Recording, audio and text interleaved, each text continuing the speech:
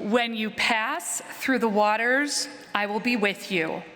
When through the rivers, they won't sweep over you. When you walk through the fire, you won't be scorched, and flame won't burn you. And from Ephesians chapter 6, verses 10 through 14, the whole armor of God. Finally, be strong in God and in the strength of God's power. Put on the whole armor of God so that you may be able to stand against the wiles of the devil. For our struggle is not against blood and flesh, but against the rulers, against the cosmic powers of this present darkness, against the spiritual forces of evil in the heavenly places.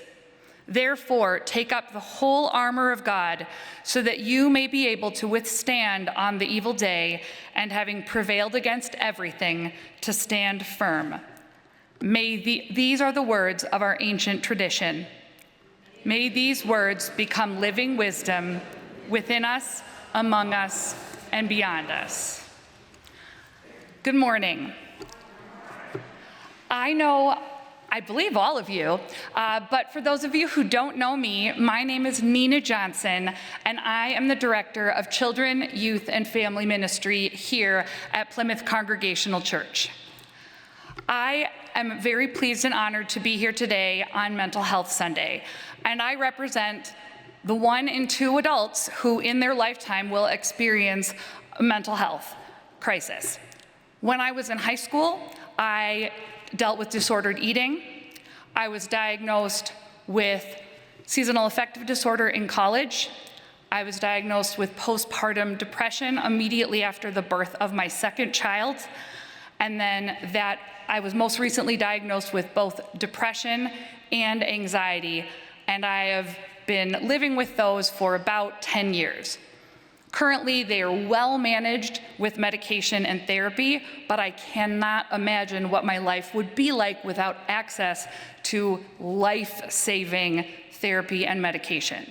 The reason I mention that is because it's vitally important to me to be able to talk about mental health. If we don't start talking about everyone's mental health challenges, we can't reduce the stigma. It's something that is hard for people to talk about, but it shouldn't be. And it's important for me to be a role model for the young people that I work with and work for. I don't feel like it's something that's hard for me to speak on, and I don't feel like I'm particularly brave. However, the 4 people that you are going to hear from next are some of the bravest people that I know. These are young people from our Plymouth community that are going to be sharing their stories with you today, their own personal struggles with mental health.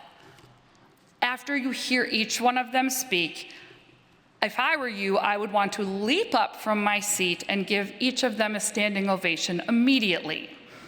I urge you to do so loudly at the end when all 4 of them are done. But please wait until all 4 have finished, and then please show your gratitude for their bravery, their honesty, and their vulnerability. So without further ado, I present 1 in 3. This is Annabell, Charley, Lily, and Toby.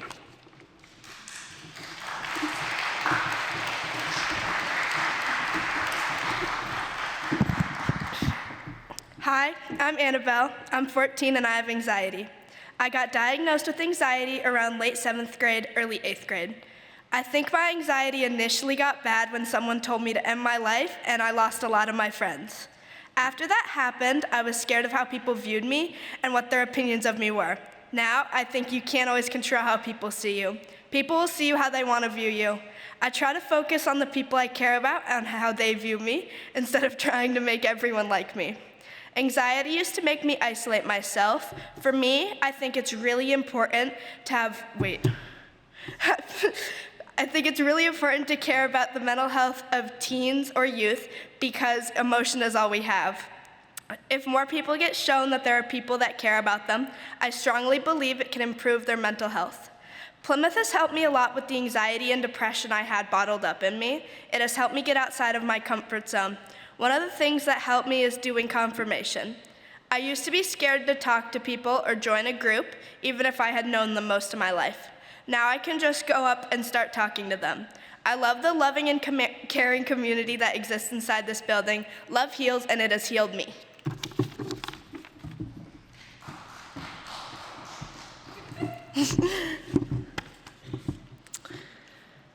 When I was in 5th grade, I first felt like I was drowning.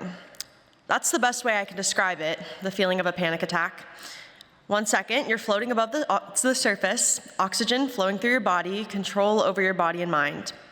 Then, all of a sudden, you're pulled into the water, unable to breathe, and flailing like an idiot trying to get control of yourself. My name is Charley, I'm 16 years old, and I am one of approximately 32% of teenagers with diagnosed anxiety and panic syndrome. When I was 11 years old, I started to notice differences in my behavior that were affecting my everyday life. I would feel anxious to the point of intense nausea and began to stop feeling joy doing the things I loved because I was overcome with a feeling of dread that something bad was going to happen. If you know me, you know I'm generally a very enthusiastic person, but my anxiety worked like a cloud over my excitement, turning me into a shell of myself. Growing up, I was never a stranger to the concept of mental health or lack thereof. Having family members with diagnosed mental health disorders turned it into an open topic of conversation in my household. So, when I had my first panic attack, my mom suggested I see a therapist. And as nervous as I was willing to try anything to go back to normal. So, one evening, my mom drove me to a family friend's house who happened to be a licensed therapist, and I sat in a warmly lit room, drinking tea, and really accepting for the first time that there might be something wrong with me. I only ended up meeting with that therapist a total of 4 times. I realized that if I was going to be venting all of my problems to anyone, I didn't want it to be somebody that already had an idea of who I or my family was. But I still think about those first few meetings and how it felt for the first time to be able to express what I was going through without feeling crazy. After that, I spent some time trying to handle my anxiety on my own. I would try to find strategies to calm myself down from a panic attack and practice breathing exercises for when I felt myself getting stressed. But by 7th grade, my mental health had gotten to the point where I was missing school pretty often because of how bad my anxiety-induced stomach aches were. I've always been a super big overachiever, and especially when it comes to school, and being good at it has always been a part of my identity, whether I want it to be or not. So when, for the first time, I was being challenged in my classes and it wasn't given that I would be getting A's on everything, anxiety started to control my life even more. So it was time to try therapy again. This time, I went to a young woman in a big building in the suburbs who had a therapy dog and talked to me like I was a real person. She was the first person to talk me through my struggles and try to find the deep-rooted problems instead of just giving me the same answers every other adult in my life had. For a while, it seemed like my anxiety was getting better. I was going to therapy every week, and I started to feel like myself again. But the thing about mental health is that it's never linear. In the fall of 8th grade, my panic attacks became worse than they had been before, and when I wasn't stressing about something or other, I felt numb. I wasn't excited to go to circus, I wasn't chatty with my parents, and I wasn't putting effort into my friendships. Just after my 14th birthday, my dad brought up the idea of medication. I obviously knew at that point that people took prescription drugs to help deal with their mental health, but the idea of having something other than my body changing my brain chemistry felt scary to me. It didn't help that I didn't have any friends at the time who were medicated, and as stupid as it sounds, I didn't want to be the only person who relied on medication. Also, I know a part of me deep down didn't want to accept that my anxiety was bad enough that I needed medication, that I had been unsuccessful at being normal. But I had also seen the amazing things that mental health medication like antidepressants had done for some of the most important people in my life. At my 14-year-old checkup, I took a mental health survey that came back to my doctor with high enough scores for her to suggest I start taking medication. When it comes to the topic of medication, I can't speak for anyone but myself. But what I can say, that access to it has completely changed my life.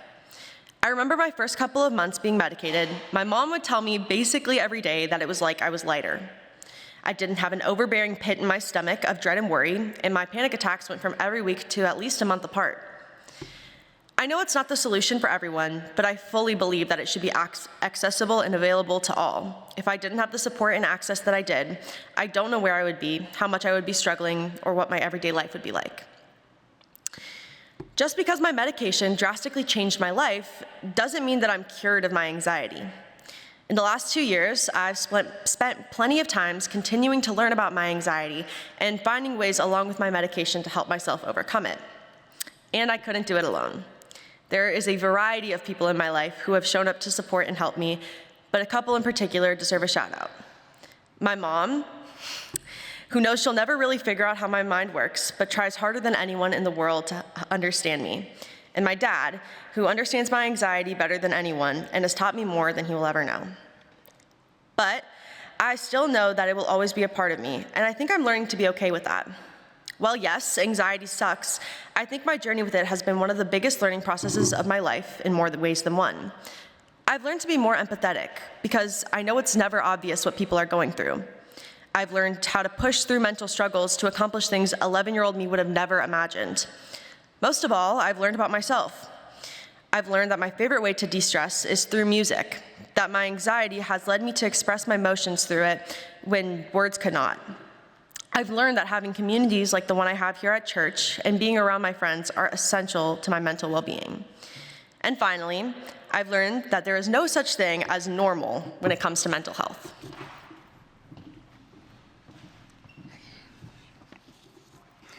Hi, my name is Lily. I've been at Plymouth for 18 years and counting, and I'm one of 3 seniors at Plymouth this year. This is just a tiny piece of the story that has been nearly 18 years long. 4 years ago, my best friend watched me slowly lose more of myself day by day in my battle with depression and PTSD. I would tell her every day that I would be okay, even when I didn't think I would be, until I was about to give up. About 1 in 5 teenagers have a mental health condition, with 5% of them having PTSD. As someone with PTSD that is now in remission, as well as a history of depression and anxiety, if I, of all people, don't speak up, then who will? Mental illnesses know no boundaries, no limits, and no biases. For nearly 15 years, mental illness has been all I know. I grew up with anxiety, but it was heightened to an extent that is borderline absurd at the age of 13 when a school shooting directly led to my PTSD diagnosis. And no, PTSD and anxiety are not the same thing, though they do very closely intertwine. Turning 14, I didn't think my life could get any worse, but oh, it did. Depression ruled my life for months to the point that I thought the world was better off without me. With that, I want what I'm about to say to be loud and clear. From a survivor, suicide is not the answer, not now, not tomorrow, not ever. I once thought it was, but 4 years later, I can confirm that it's not. Throughout this whole time of my life, Malaya, my childhood best friend of 13 years, stuck by my side. She never made me question my reality, could always make me laugh. Of course, I lost my train of thought again. Sat with me through every late night mental breakdown, gave me a reason to stay, and has never stopped loving me. Our relationship runs so deep and strong that we've given each other a reason to wake up in the mornings, no matter how hard life can get.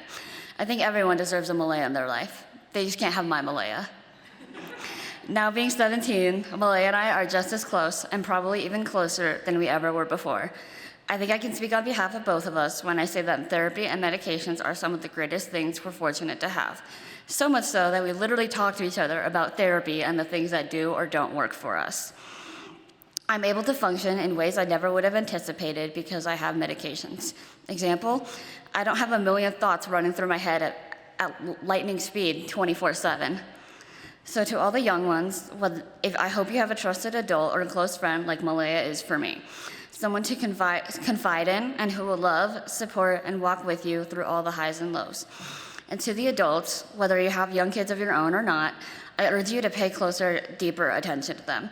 Notice if they're quieter, acting out of character, more sad or anxious, moody, etc. Have open conversations with them.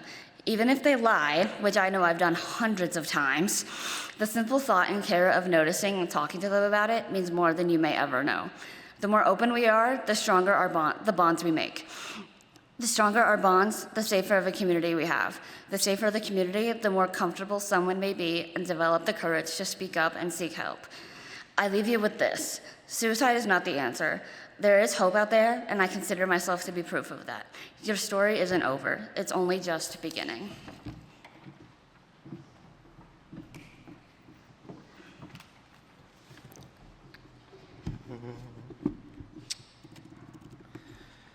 Hello, everyone. The youth of today's world are going through one of the largest mental health crises ever recorded in human history. The World Health Organization estimates that 15 to 20% of youth ages 10 to 19 experience a mental health disorder, making it one of the leading causes of illness and disability with adolescents. Suicide is still the third leading cause of death worldwide among 15 to 29-year-olds, with it being the second in the United States. Hello, my name is Toby Eichten. Some of you guys may remember me as Peter and Jane's grandson. Others know me as a Sunday school teacher here at Plymouth. And some of you even may recognize me as the church's private lifeguard for summer camp. But I'm here to speak to you about what is hidden, not about what's on the outside. To show you how invisible mental health really is, I will shed light on my own story.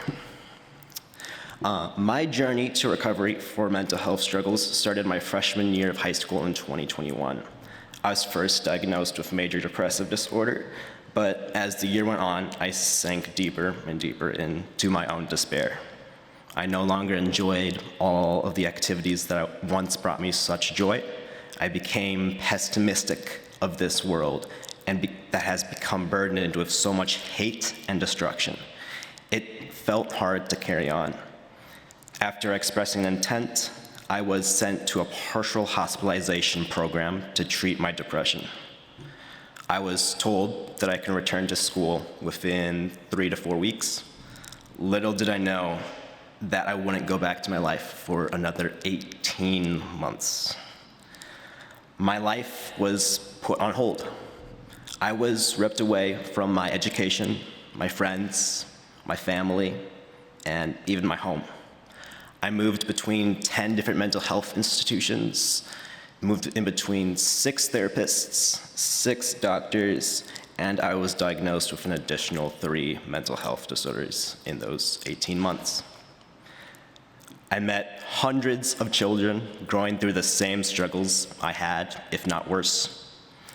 Kids with depression, suicidal ideation, crippling anxiety, trauma, OCD, eating disorders, and even addiction.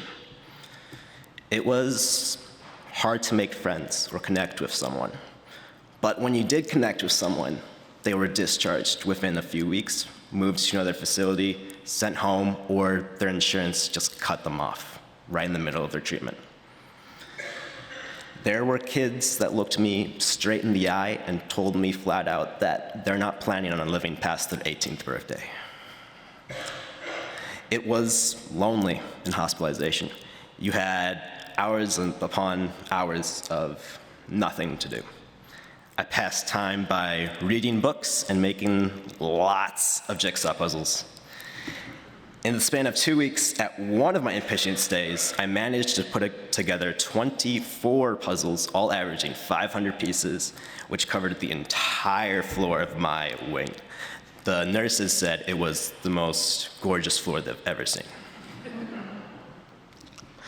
But when these distractions did not work, all I had were my thoughts.